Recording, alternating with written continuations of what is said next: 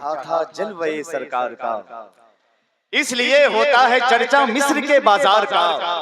रंगे यूसुफ में चढ़ा था जलवे सरकार का। एक मतलब सुनिएगा कि कारखाना चल रहा है ये जो इस संसार का, मोजज़ा दरअसल ये है अहमद मुख्तार का। कारखाना चल रहा है ये जो इस संसार का, मोजज़ा दरअसल ये है अहमद मुख्तार का।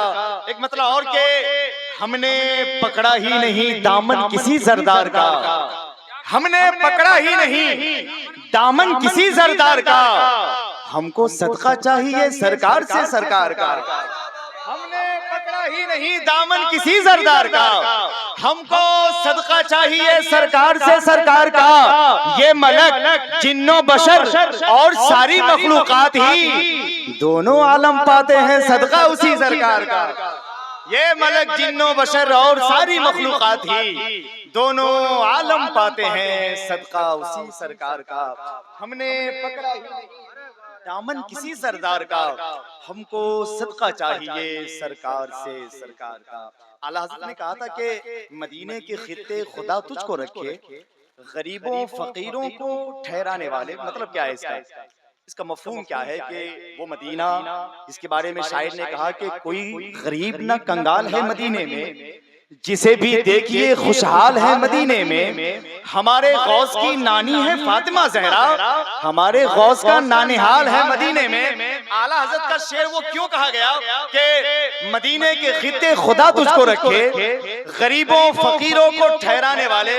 मैंने जिस होटल में ठहरा था मदीने शरीफ में, उसके सामने देखा कि एक औरत है, कोई यमन की रहने वाली है, कोई बसरा की रहने वाली है, कोई मिस्र की रहने वाली है, कोई दुबई से आने वाली है, कोई पाकिस्तान से आने वाली है। उनसे पूछा गया कि आप ये तमाम शहरों के कूड़ेदान से या डस्टबिन से रोटियां निकालकर आप सुखा सुखा कर बोरे में कस के कहां लेके जाती? मैंने सवाल किया था तो मालूम है इसको जानने के लिए 3 दिन लगे।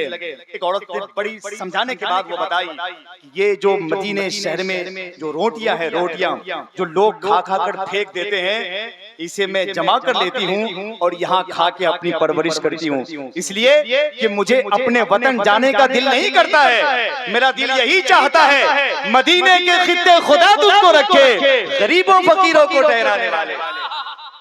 आपको नहीं मालूम वो रोजा रोजे रसूल कैसा है। जब आप देखेंगे तो आपको महसूस हो जाएगा कि दुनिया में वाकई अगर जन्नत देखनी है तो जन्नत का भी जन्नत इस वक्त कहीं और नहीं, मदीने शरीफ में। अगर आप दिल में इरादा कर लें तो आपका भी बुलावा रोजे रसूल से आ सकता है, आपकी भी हाजिर लग सकती है। मैंने इसलिए इतनी बातें कह दी है कि इस वक्त मुझे हिंदुस्तान का उस अजीम लहजे को आपकी खिदमत में पेश करना है जो हुजूर की बारगाह में बड़े मोहब्बत और खुलूस के साथ खिराज अकीदत पेश कर सकता है। हिंदुस्तान के बाहर कई ममालिक में बिलखुसूस पाकिस्तान उसमें शामिल है। मैंने खुद गुंबद खजरा के सामने ये मेमरे रसूल है, झूठ नहीं बोल सकता कोई, और मैं इस वक्त मदीने शरीफ से आया झूठ नहीं बोल सकता। मैं मुकम्मल गारंटी के साथ आपको ये एहसास दिलाना चाहता हूँ कि ताहिर रजा रामपुरी उस शख्सियत का नाम है जिसके कलाम को मैंने पाकिस्तान की औरतों की ज़बानी गुंबद खजरा के सामने वो कलाम पढ़ते हुए सुना है। वहाँ की औरतें पढ़ती थी कि वो शहरे मोहब्बत जहाँ मुस्तफा है वहीं घर बनाने को जी चाहता है। मैं बड़े खुलूस के साथ जनाब ताहिर रजा रामपुरी को आपके हवाले करता हूँ, मोहब्बत के साथ इस्तेमाल कीजिएगा। नारे तकबीर, नारे रिसालत, उलमाए अहले सुन्नत, हज़रत ताहिर रजा रामपुरी, नारे तकबीर, नारे रिसालत। जनाबे ताहिर रजा रामपुरी बड़े खूबसूरती के साथ नबी की नात को पढ़ना जानते हैं। अगर आपको एहसास नहीं है तो एक बार फिर से मोहब्बत के साथ इस्तेमाल कीजिए, नारे तकबीर। अरे नहीं हो रहा है, बहुत मोस्ट डिमांडेड शायर को आज यहाँ पर बुलाया गया है। हिंदुस्तान के, मैंने पाकिस्तान के बड़े बड़े नात खानों से हिंदुस्तान के किसी नात खानों की तारीफ नहीं सुनी है। अगर वहां के नात खानों में भी अगर किसी के तासुरात पेश किए जाते हैं तो हज़रत ताहिर रजा रामपुरी। आज वो सोचते होंगे कि मुझे कहां बुलाया गया है। मैं उसे एहसास दिलाना चाहता हूं कि लोग कम है इसलिए दिक्कत नहीं है, लेकिन जितने लोग यहाँ पर आ गए सब आपकी मोहब्बत में आए हैं, हुजूर की नाते सुनना चाहते हैं।